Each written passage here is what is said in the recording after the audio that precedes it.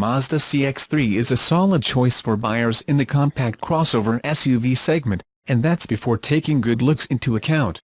The CX-3 receives a round of updates for the 2019 model year, which were unveiled on Wednesday at the New York Auto Show in 2018, and fortunately Mazda has retained the parts that work and has put to improve the things that they could be better.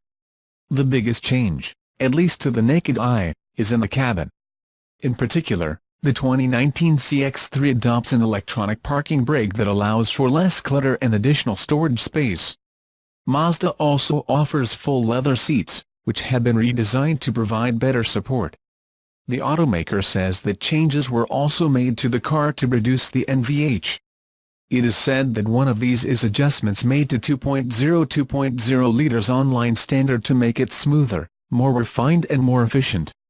No numbers have been released, so we assume that the engine's power matches the 146 horsepower and 146 pound-feet of torque of a 2018 CX-3.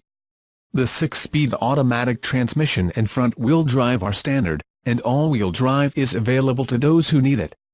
Mazda also used the New York Auto Show to make two key announcements. One of them was the reconfirmation of its new plant that will open in Huntsville, Alabama, in partnership with Toyota. The plant will start producing cars in 2021, with Mazda to get a new SUV there. Toyota will use the plant for its Corolla. The second announcement was a promise to reduce CO2 emissions by 50% compared to 2010 levels by 2030.